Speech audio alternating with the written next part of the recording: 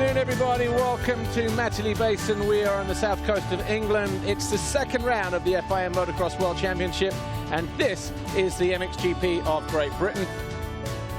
My name's Paul Malin. I'll be shortly joined by Jeff Emig, who needs no introduction, but Race 1, MX2, is about to get underway here. Fabulous circuit, fabulous location, and guess what? For the end of March, we could not have had any better weather. The track is in perfect condition. The fans are starting to arrive here by the thousands, and it is a beautiful racetrack that we have for you today. Atmosphere is starting to build ahead of MX2 Race 1 as well, and what a setting that is. Some of England's finest countryside, and it has one of the best tracks in the world right there, ready to go. If you're joining us for the first time here this weekend, that's where we are, right down in the south, just outside of the city of Winchester. 12, 13 degrees. Feels a little bit warmer than that outside, actually. I just came back into our booth, having looked around at the track. Yes, a little bit of water in some places, but not too much. A little bit of work after the European races that we've had. And there you go. First look at the circuit, about 2 kilometers long. And here's what the GoPro looks like. The GoPro track preview coming up next.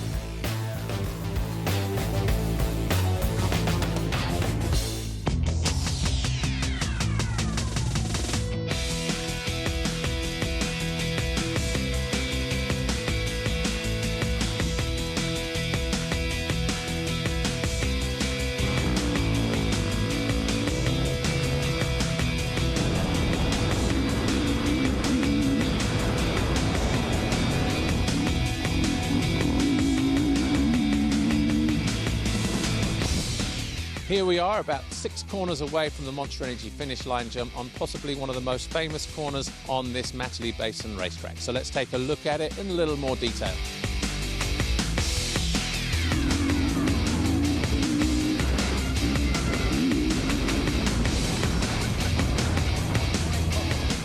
Now, as you can see behind me, the camber falls away quite significantly, which makes this part of the racetrack quite challenging. However, when the riders arrive at this part of the racetrack from the plateau just behind us, initially the fastest line will be through the right-hand side. It's shorter and it's not so cambered, which makes it the more favoured line. But as the day goes on and the racing continues, these lines will get pushed further and further wide. There will be a lot of ruts, and there's also the possibility of riders losing their front ends and their back ends, and mistakes come high on this part of the racetrack. We've seen plenty of riders falling on the way in, falling on the way out. However, some riders master this part of the racetrack perfectly. Remember last year, Jeffrey Hurlings, his teammate Tony Cairoli kept a nice tight line. Hurlings was up on the pegs, railed the outside, and by the time he got to the next left-hander, he found his way through, although that pass didn't last long. He got past somewhere over there just a few corners later. But this part of the racetrack will always be a challenge for the riders. We hope you've enjoyed our GoPro track preview this weekend here at Matterley. Stay tuned, watch all the action, because this part of the racetrack might just prove to be significant once again.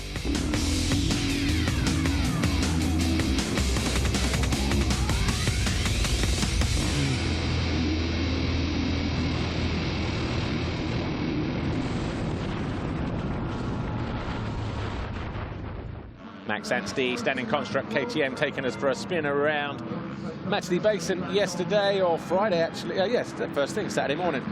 Lisa Leyland caught up with a couple of MX2 riders ahead of their first race today. One of them, Bike at DRT Kawasaki, the American Darren Sanai, who did not go out in the warm-up this morning, but I do believe he's lining up on the grid. And before that, Henry Jacobi from FNH Racing Kawasaki.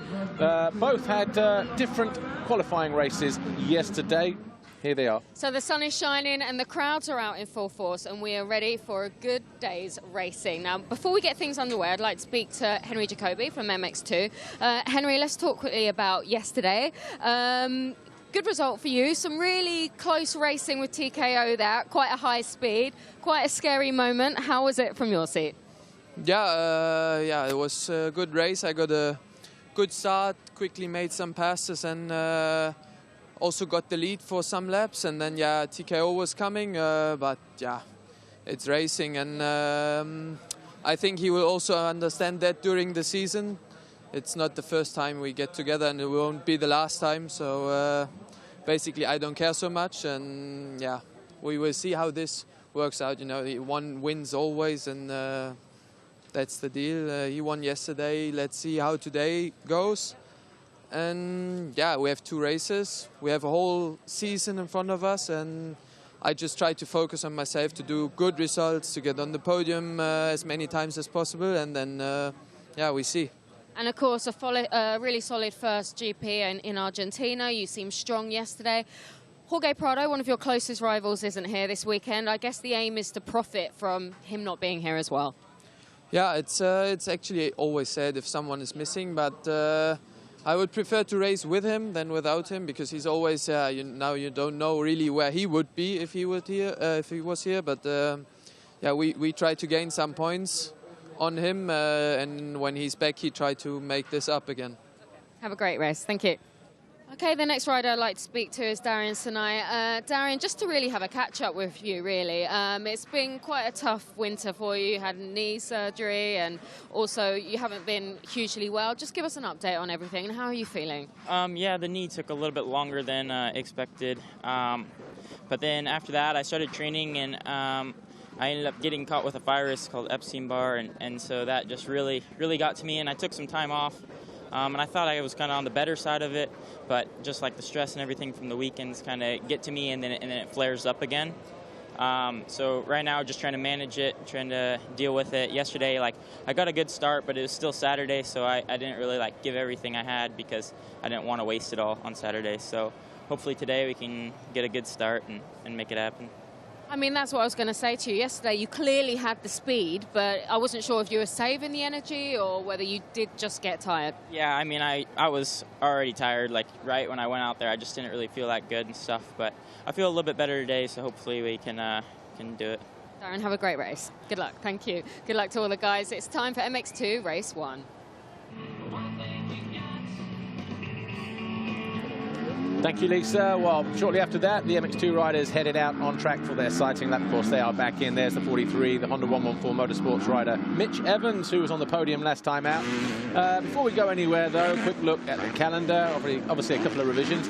Look at that month of September. Turkey, China, Hong Kong, and the Motocross of Nations, Monster Energy FI Motocross of Nations down there. That is one heck of a month that we fly one race after the next.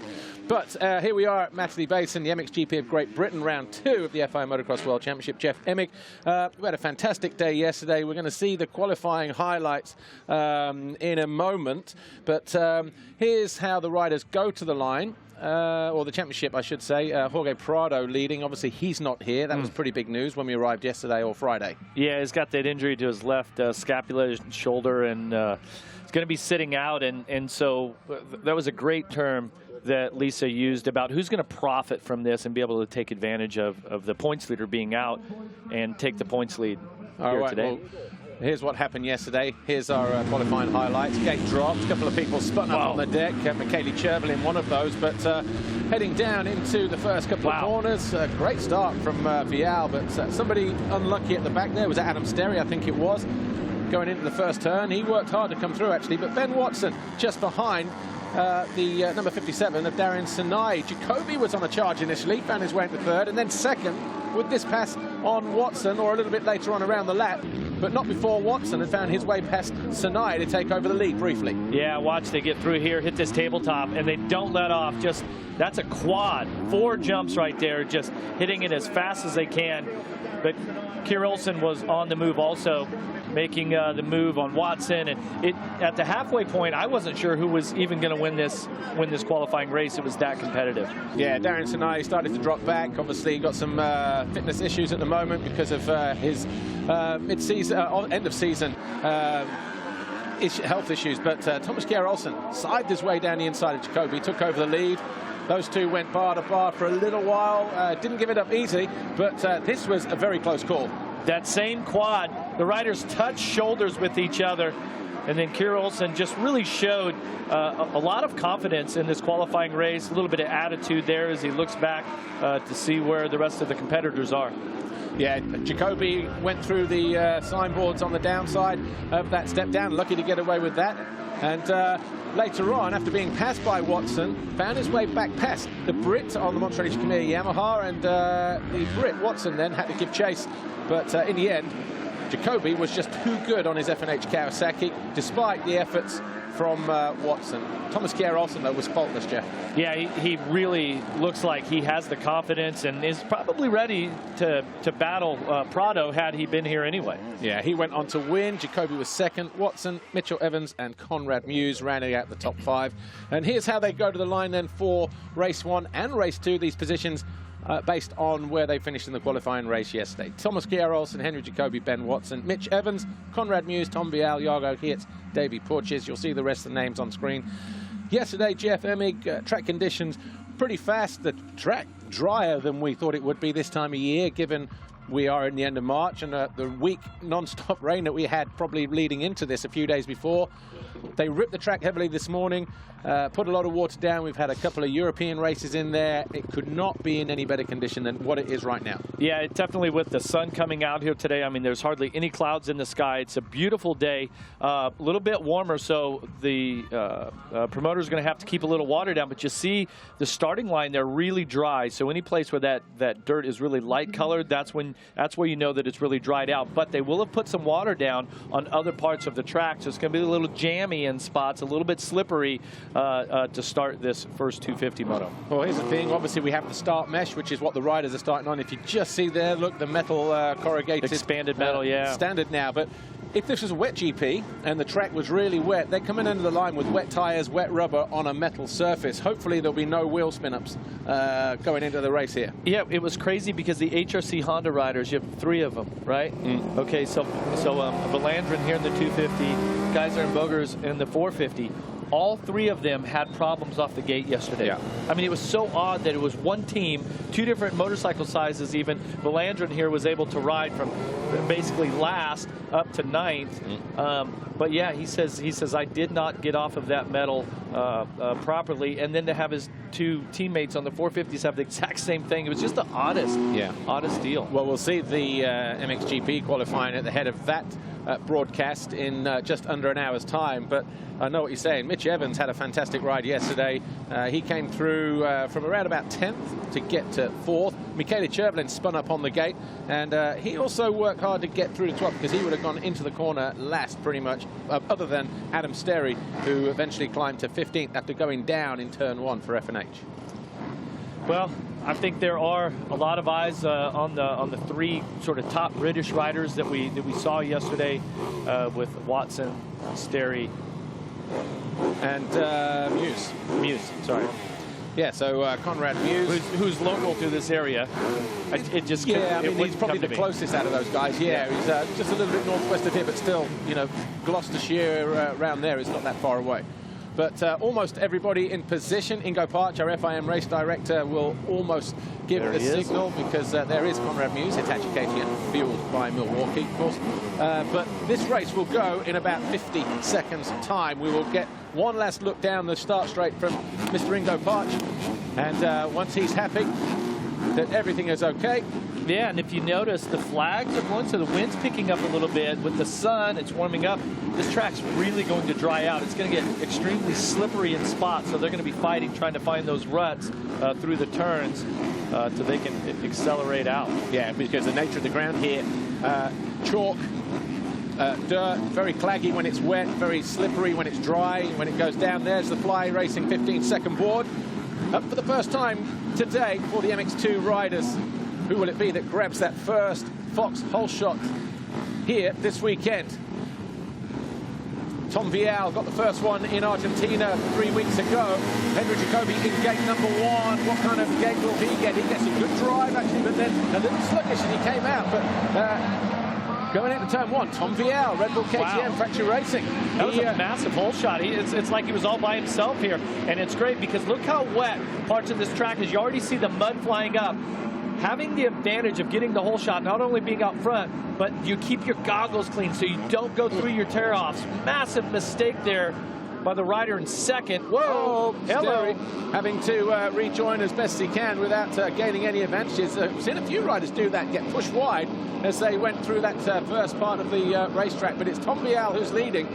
Second, Dylan Walsh from Revo Husqvarna, so the British-based Kiwi there, number 53, wasn't overly impressive yesterday in qualifying. Eventually came home in 11th place. He would have wanted more than that, but can he hold on in this MX2 race? There's Olsen in third, already making moves. Yeah, and that's bad news for all the riders that qualified fast, that are also up in the MX2 championship classification. Having Kjer Olsen of that group, having him get the best start, they're going to have their work cut out for them. But we've got Olsen going big on the quad there on the first lap, just a couple of places behind him on that green Kawasaki. Henry Jacobi, Ben Watson, another 1 or 2 places behind them. Well, in fact, he's right there on that Yamaha, just in the background. It's hard and slick here. They put some water down. And that would have been David Pucci's actually making that mistake. Huh? Well, Pucci's there in the yellow and gray, yeah? Yeah. And it looked like Kjer Olsen was going to get by him in that first off camber, and somehow he was able to just get his bike turned and dive down to the inside and block him off. But now, oh, he's getting muscled out of the way this time. Look how wet and slippery. Now, this is the off camber that you were talking about pre-race there, and now it's got quite a bit of ruts. When you were there, it was completely flat. Yeah. But that is a technical section. Yeah, now the ruts are deep and there's a lot of braking bumps through there as well, but very easy to overshoot those ruts and get cross-rutted as we've seen in the past, but it's also a place where you can make or lose a lot of time. So Tom Vial, though, heading uphill for the first time on his Red Bull KTM. He is the lead Red Bull, the only Red Bull KTM rider. And he's obviously got a lot of pressure on his shoulders, got that big awning all to himself. Oh, look at that. Look at that right there. Walsh gives up the position to TKO. He goes to second, but I mean, this first lap has been just incredible how close the racing has been. Yeah, Olsen now in second, dropping under the start straight behind the guy in orange here, disappearing at the moment. Tom Vial, our race leader, just there in the background in third. Dylan Walsh, Jacobi 4, Watson is fifth. Just here, closest to the camera on that Monster Energy Kjer Yamaha. Then the fluorescent colours of David Pucci's in sixth. Calvin Villana and HRC, a better start for him in seventh. Down on the inside there, dropping into that turn 3 at the bottom of the hill. Yeah, and if you're following the British riders specifically here on home soil, Sterry comes around in 9th, and you have to go all the way back to 14th to find Conrad Muse. So when you hear some of those air horns, if you see Sterry and Muse start to work their way through this pack, as I expect them to, you're going to hear those air horns starting to go crazy. Yeah, Walsh is going back past Jacobi. Jacobi made a bit of a mistake at the top of the hill. Walsh back into third place on his Revo Husqvarna. Ben Watson just behind the bottom. Is that? No, it's just there behind the Kawasaki, looking to make a move on the inside. These two are pretty much where they were yesterday in terms of locked in battle once again. So they already know the lines that they've got up each other's sleeves in terms of trying to make those passes happen. Watson goes to the inside, but Jacobi comes out, maintaining position in fourth. But how about our leader, Tom Vial? Yeah. The lone Red Bull KTM rider out there, grabs his whole shot, and Watson looking to go through. Oh, and he goes down, loses the front end. Loses 2-3 positions. Chervinin goes through, and his teammate also goes through in the light blue. So that's not what he wanted. It's very slippery through there. The gloves have been down on the dirt.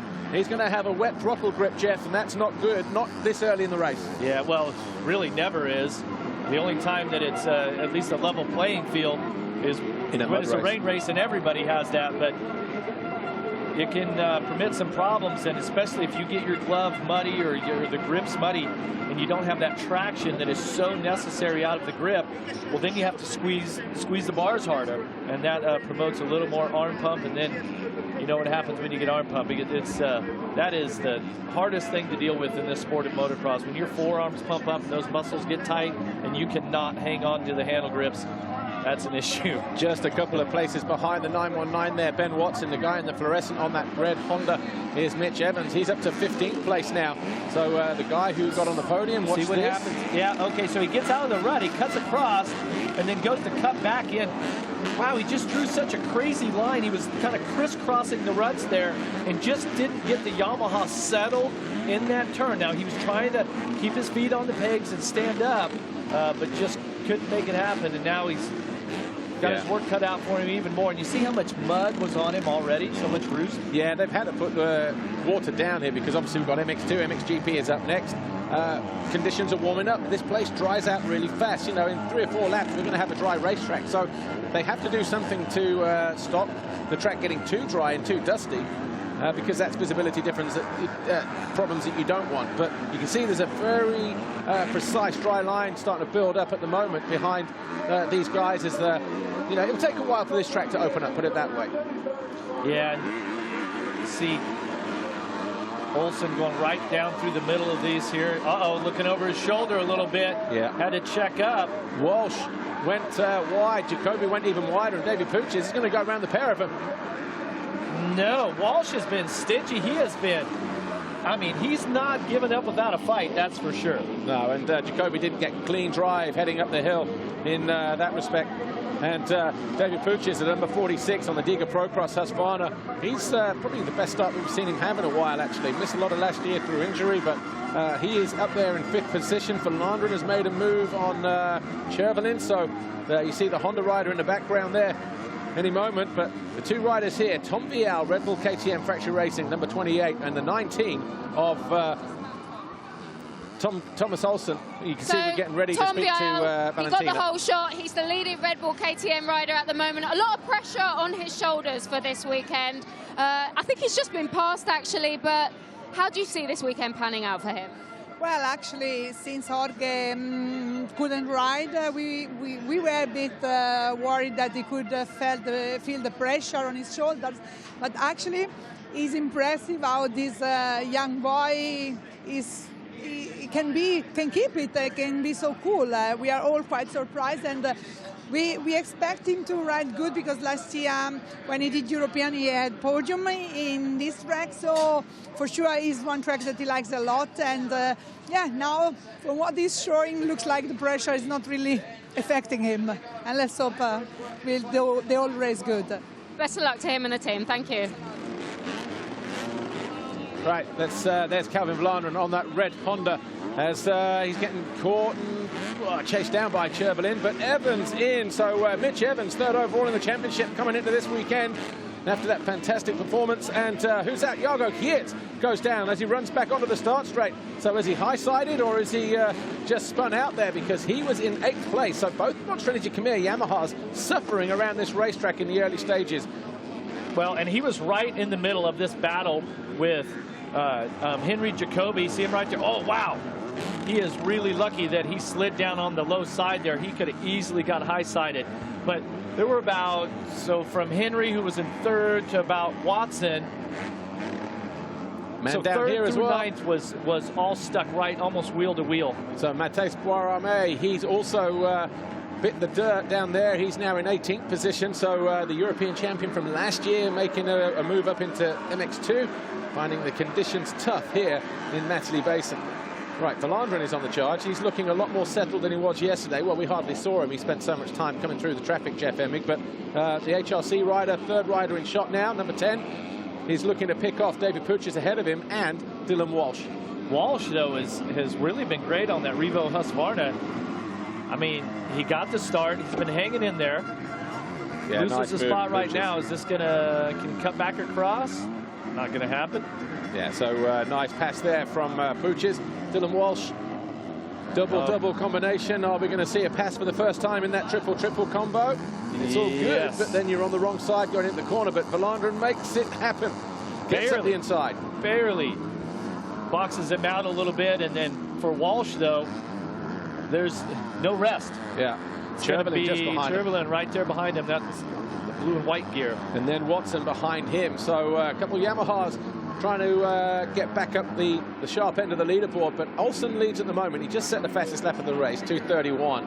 2:34.7, Tom Vial, 1.3 seconds further back at the end of lap 2. 2:33s.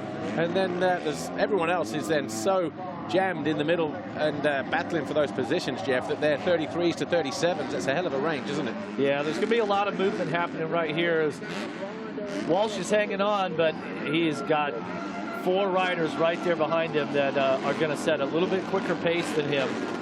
Right, 3 laps complete. Thomas Kjer Olsen takes another fastest lap of the race, 2:30.7. Vial second, Jacobi third, fourth Puches, Verlander in fifth, Walsh sixth, Chervin seven, and then we've got Watson just in the background there. Conrad Muse up to 8th place. Right, so this is Dylan Walsh. Yeah, watch right here. He gets kicked sideways, and watch the right-hand side of your screen.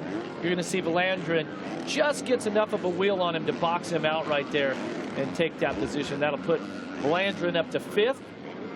Yeah, and going after David Puches. So the Dutch rider who needs a good season this year in MX2. He's been here now for, what, 2 or 3 years, and still not a little bit offline there. Lost the front going in there, did Verlander, but yeah, well, everybody's pretty much going up that hill through that wave section and riding the wide line. They get a good look at that tabletop on the left-hand side of it where it's dry, and Verlander he's just trying to make his own line, and he was searching there on the inside, it's still super wet and slippery.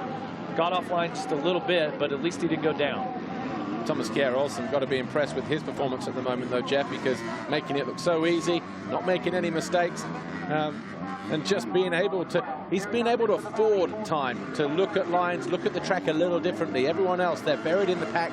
It was a little short there, though. That was short. He got a little bounce going, too. It was good to see when we cut back to him that he was still on the Rockstar Husqvarna, because in a rhythm section like that, if you come up a little short and you bounce into the next jump, it's totally different if it's just a double jump and it's flat after that. Gives you a chance to regroup. But in a rhythm section, let's watch right here. So he comes up short on this triple. Watch him bounce, and then the next one, and then he committed. Stayed in it. Then he gets about 2.5 out of the next one. But I tell you what, one thing about the motocross bikes and the chassis and the suspensions that we have in 2019, you take it back 20 years ago to our time, the bikes would not take a hit like that. No. You come up short, it's like you would just explode on impact. Yeah. And these bikes, whether it's a rhythm section or like if you over jump a big tabletop or a big double these days in 2019, the bike just lands and absorbs it. I mean, I'm amazed all the time. Did you see the uphill triple before the finish then? Tom Vial, watch this here. Look how close he is to the bank. He was propped up by the bank there. He almost went down. So Tom Vial just riding his luck a little bit here in second position, but you know what? He rode a fantastic debut in MX2 in Argentina. 7th overall, a foxhole shot in the first race, and I think Prado got one in the second one. And obviously Prado not here, the championship leader. And well, Vial is a little dude also, and I like what I'm seeing. This is the first time I've really had a chance to focus and watch his riding. I was impressed yesterday, and now his composure that he's had here leading this Grand Prix of England. And okay, so he's lost the lead to Thomas Kjer Olsen, the veteran of this class. Probably should be expected to be up front. But Vial, look at this. He's only 3 seconds off of the lead still. So definitely showing some great skill. And we'll see what sort of fitness he has here as we get deeper into this race. We're only about halfway through right now.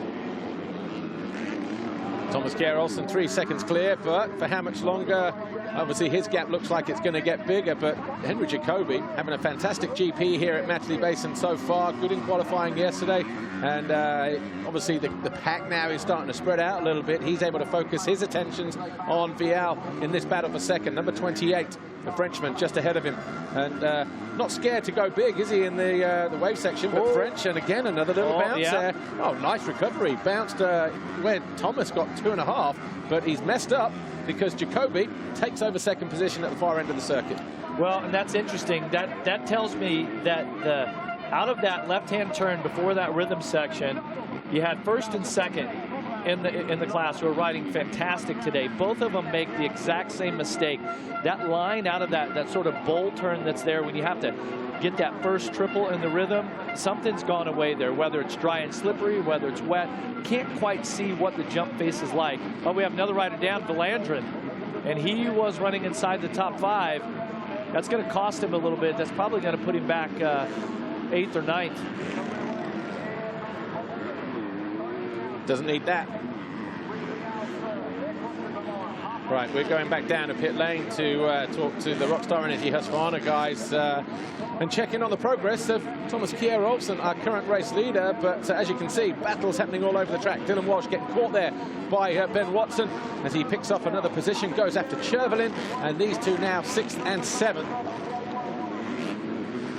So Watson trying to make up for that mistake he made early on in the race, start of lap 2. Jacobi, though, the fastest rider on track, 2:30.4, 3.3 seconds. Well, we're expecting that gap to go out on Thomas Kjer Olsen, but when Jacobi's turning in lap times like that, he's gonna have his work cut out. All of a sudden, might be one or two nervous looks over his shoulder. Oh, economical on the line there, Michele. Yeah, I mean, as we take a look at our leader here, Thomas Kjer Olsen, last time around, he was a 2:31.6.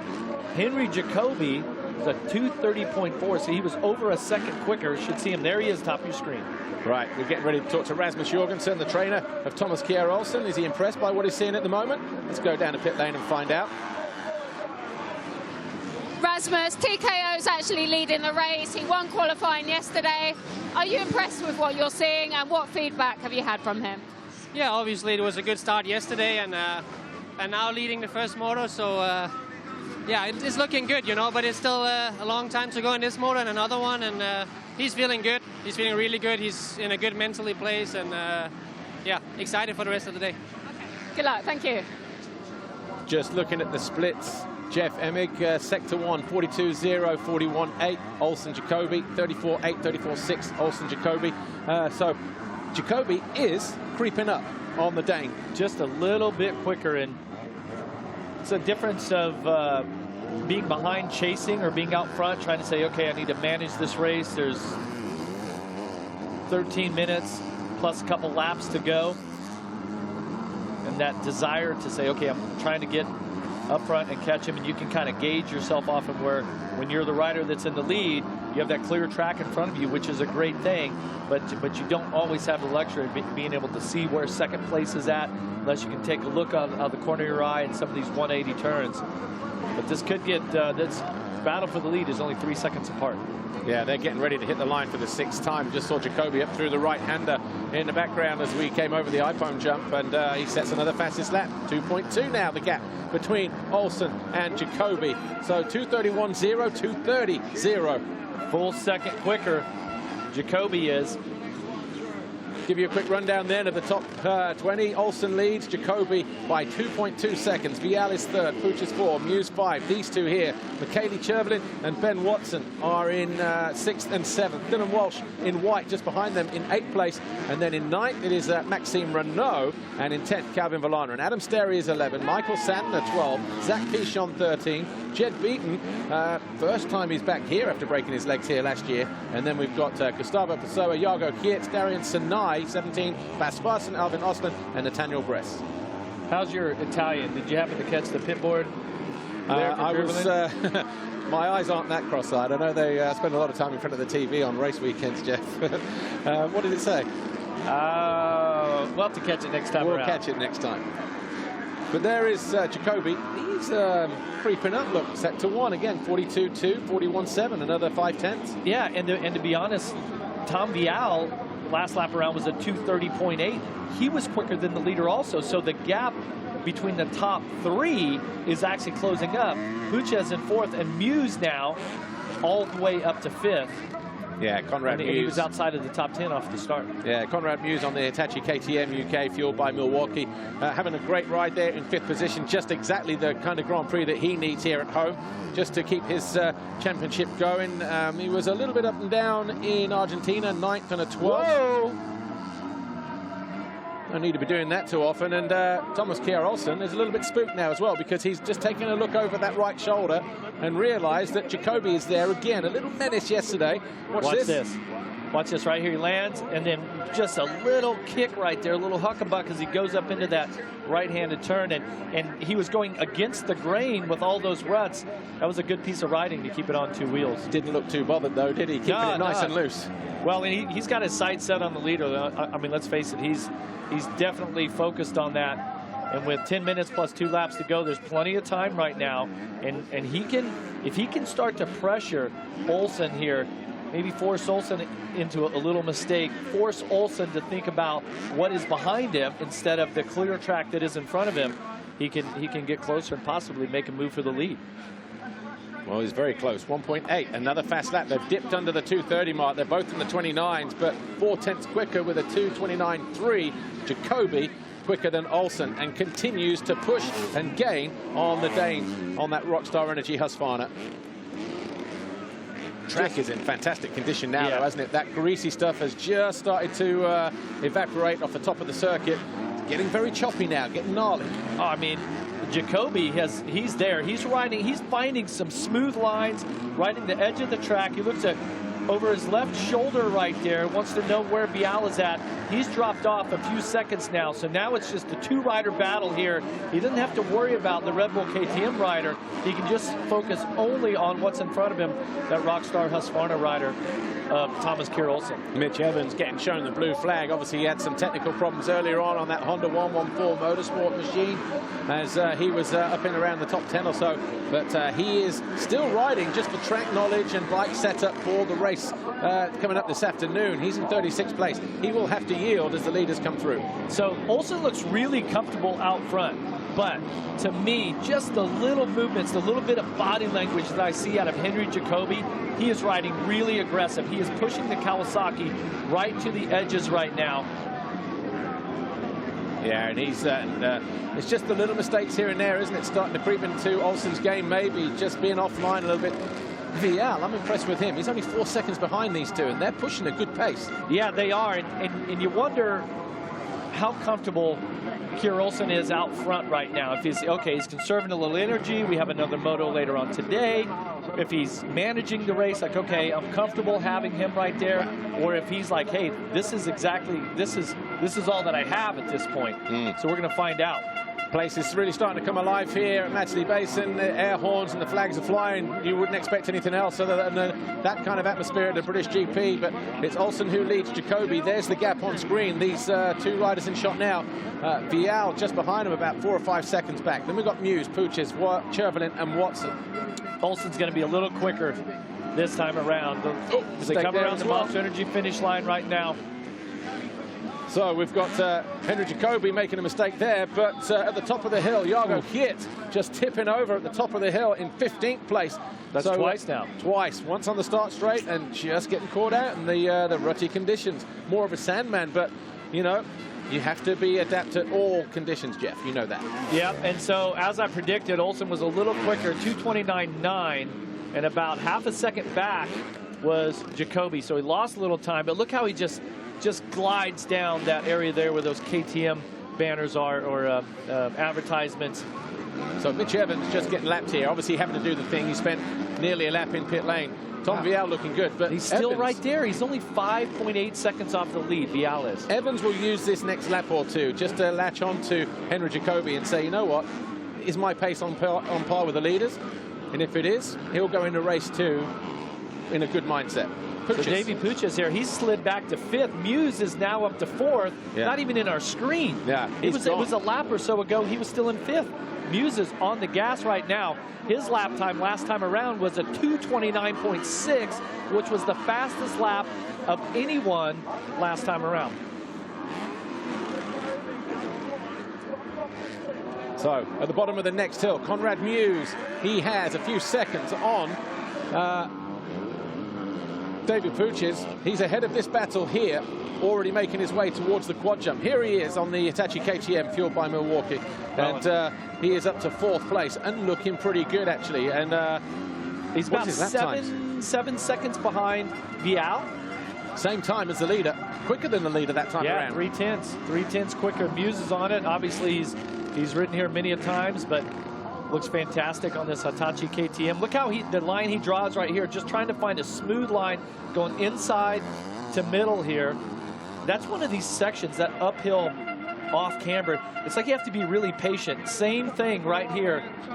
Well, that's a sweet line that there's a few riders been doing that, you know. And I saw a few riders doing that already today, and it's just, again, economical with the line, you know. Where's the rules on that? Well, did you see any track markers? There's the thing. Like, well, if the track markers are still there, if they get knocked down, or if you miss one, essentially you're going inside of the line. Well, I guess right? we'll soon find out, won't we, when the official result comes out. But Conrad Musso, like I said, there are a few guys doing it, not just him, and it's just down to interpretation then from the race officials.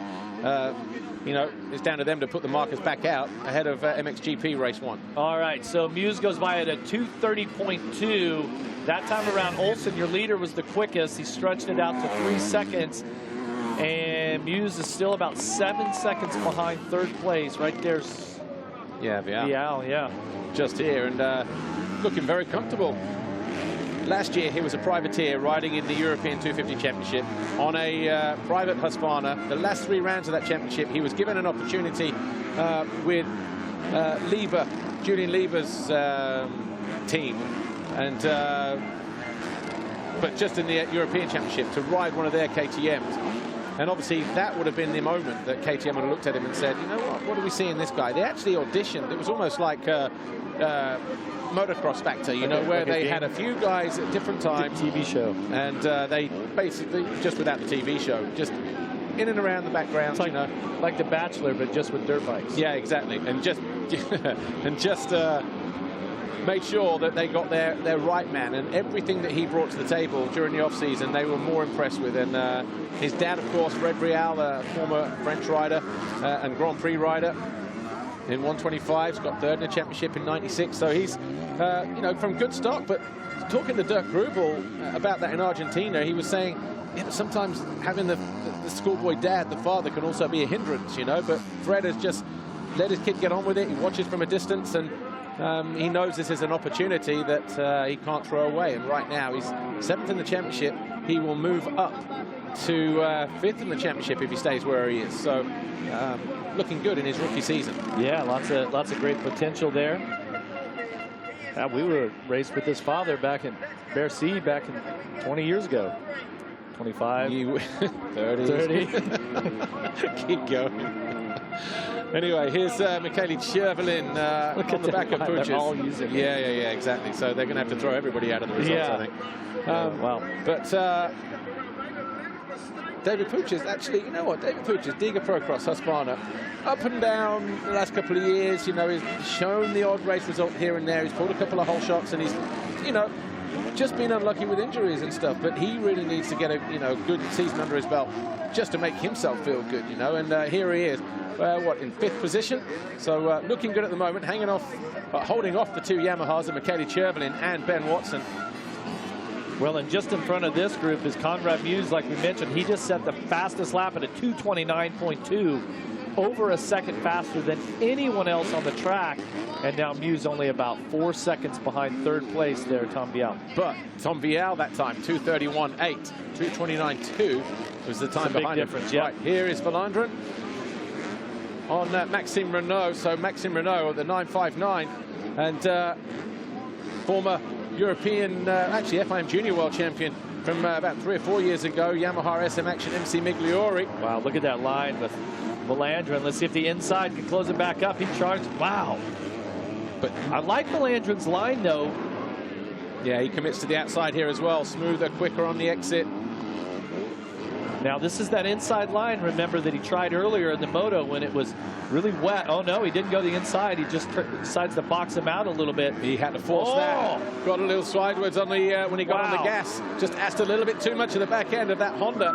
And Maxime Renault lives to fight another lap in 8th place. Good performance from him as well.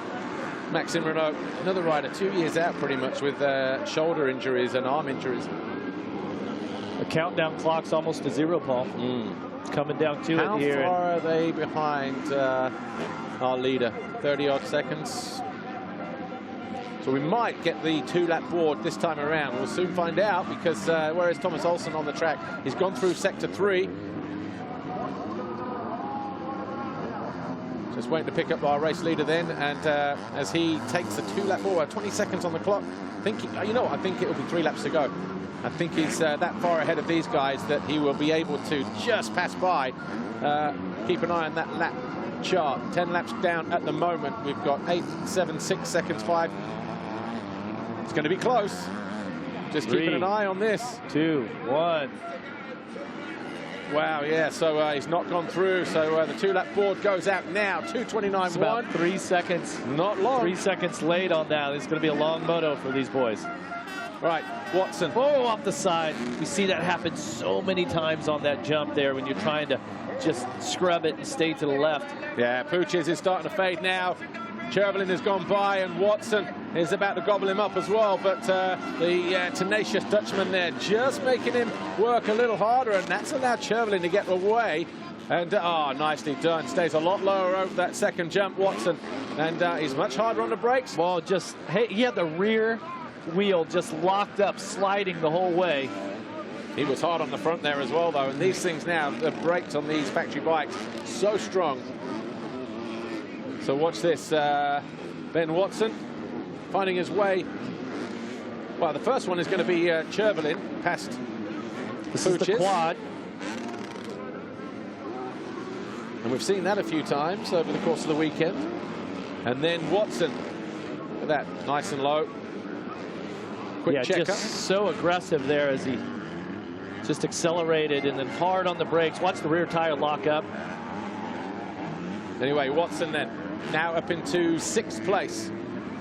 It's not a disaster, but he'll be going back talking to his trainer, Jackie Vimond, and, you know, saying, where do I need to improve? Just don't make that mistake at the start of the race when everybody's bunched together. And, you know, it was tricky conditions. It was in that corner there in the background, that right-hander, just crossing a few different lines.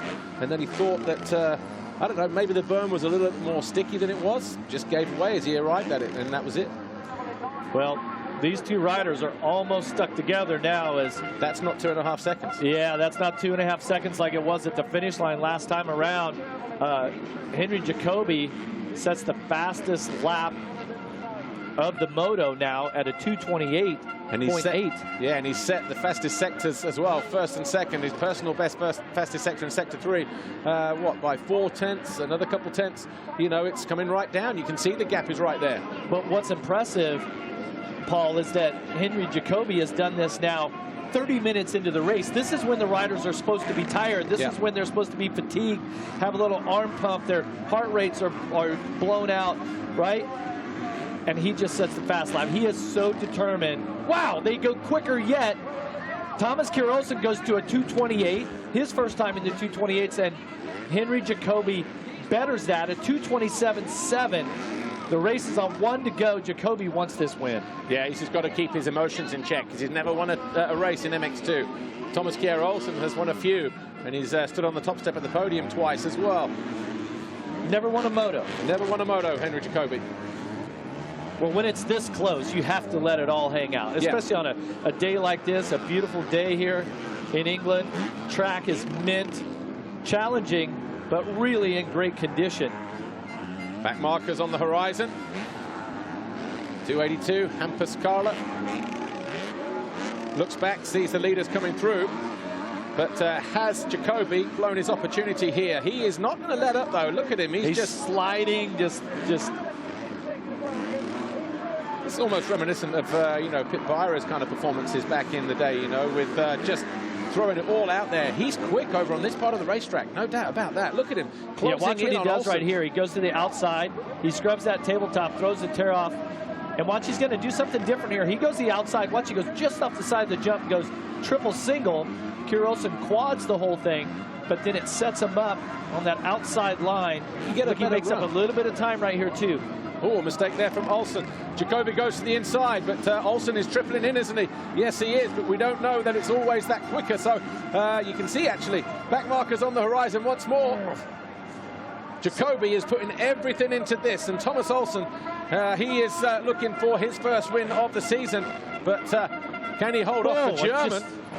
I just don't think that there's another passing spot for him right now. Oh, he just, little mistake. That's gonna allow him to fall back a little bit. And that's gonna give Kjer Olsen the breathing room here with just a couple of turns left to go to take this win, provided he doesn't make any mistakes. But what a ride by the leader, TKO. Yeah, looking at picking up his 3rd ever race victory here in MX2. Is he on course for picking up his 3rd Grand Prix victory as well? in his career, but 2 corners to go, 1 corner. He broke Jacobi on the final lap. Jacobi just 1 or 2 many mistakes, but the final flag, final lap, the checkered flag goes to Thomas Olsen. He fully capitalizes and maximizes his potential here at the expense of Jorge Prado. He also jumps to the top of the leaderboard on 69 points. So job done so far, but there is another race. Back marker. Oh, Conrad Muse has a problem with the bike up the hill on the final lap. And Watson finds his way past Chervelin as well. So all of a sudden, we're going to see Watson promoted to 4th place as he hits the finish line here. And Muse is just limping around. Yeah. I mean, what would the issue be if he's not injured or twisted a knee or something like that? Comes through. He would have made that. So... but he can't believe it. Look at that. Yeah. Crosses the line in 6th place, just ahead of David Puches, because here... I mean, it was a really slow pace. It's not like even if it was a flat tire, you can run a faster pace than that. Yeah. I have no idea. I mean... There he is right there. Oh, just the frustration. He doesn't look like he's favoring any part of his body or anything like that, so... Right, anyway, here's our race winner, Thomas Kjer Olsen with Lisa Leyland. Thomas Kjer Olsen, congratulations. Clearly a good track for you, but Jacobi was really putting the pressure on in that race. Good job holding on to the lead. Yeah, thanks. No, I realized he was pretty close to me actually in the beginning. I was just riding kind of in my own zone, and I saw he was pretty close to me, so I tried to push a bit more, and actually it worked out great. Track is really difficult out there with the big hills and ruts and stuff, but felt amazing on the bike. So yeah, super happy to get a race win here in Matterley, and yeah, looking forward to second moto already. Good luck for the second race. Thank you. Yeah, good job, Thomas Kjer Olsen. Eventually coming home 4.2 seconds clear of Henry Jacobi. Tom Vial third, Watson 4th, Chervelin 5th, but Conrad Muse. Man, we need to go investigate that in the break. Yeah, it looked like he was messing with the throttle. But for Kjer Olsen, he looked really good after that race. He didn't look spent at all, right? So that's why I was like, okay, is he just managing this race? Is he trying to use the least amount of energy as possible? Because it's obvious that Jacobi, who was second, he was spent. He was laying it all on the line. And so that plays a factor in the energy levels that they have for the next level, or the next moto, excuse me. Right, official confirmation coming up then. MX2 Race 1. Thomas Olsen wins from Henry Jacobi, Tom Vial, Ben Watson, Katie Chervelin, Conrad Muse, David Puches, Calvin Verlandren. And in 9th place, it was Jed Beaton. Good to see him up there actually on the Rockstar Energy Husqvarna, and Dylan Walsh was 10. Adam Sterry 11, Michael Sandler 12, Bas Vossen 13, Gustavo Pessoa 14, Alvin Olsen and Jago Geerts up and down ride for the Belgian, Zach Pichon, Matthijs Boerame, Richard Takina, and Joaquin Verbetta.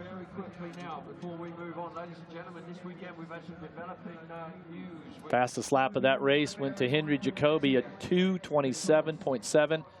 And here in a little bit, we're going to see the big boys. MXGP on the 450s. Any prediction what their lap time can get down to? Well, what you've got to remember is that this lap started to come down towards the end of the race when the track was drying out. They won't put water down now, so you would expect the 450s maybe just to have a slight edge, but at the same time, first lap, full tank of fuel, you know, all that kind of stuff. Depends who's leading the way as well at the beginning of the race. You know, if it's someone like a Cairoli, who we know can just go bang, add a few fast laps in the first 5 laps, then, you know, it could be anything. But anyway, Thomas Kjer Olsen, your winner from race 1. Jacobi second, Vial, Watson, Chervelin. You've got to feel sorry for Conrad Muse, but still not out of podium contention yet, you know, in terms of if he gets a good result in race 2. Let's take a look at the highlights, though, from MX2 race 1.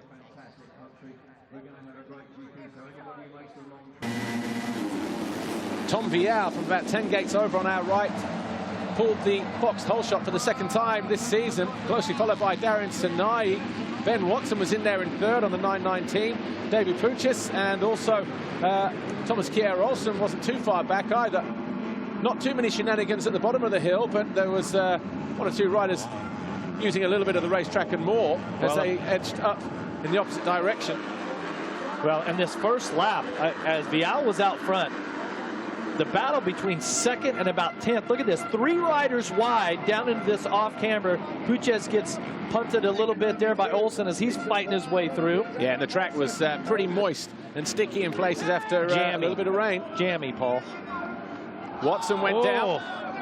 And how costly was that? Okay, he got back to 4th in the end. at the expense of one of his countrymen. But there was frantic battles going on with David Puchis, Dylan Walsh at the head of this group at the moment. Henry Jacobi making inroads as well on the number 29 machine. That might have been the only mistake that we saw from Thomas Olsen, apart from the one through the waves, of course.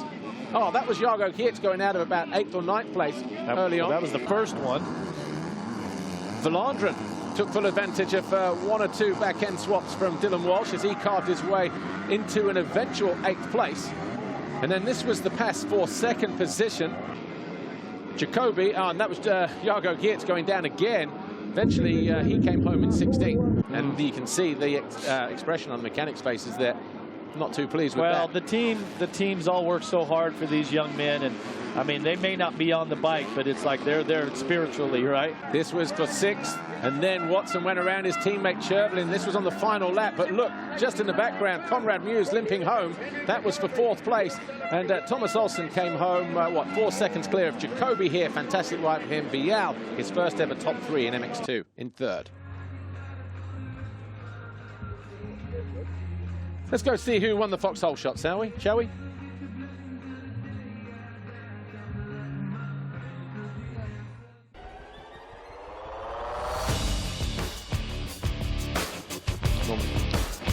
Right. Tom Vial by a country mile. Paul Tett, one of our Fox dealers, on hand to offer him his 2nd black plate of the season, Jeff. So he knows how to get out of the line.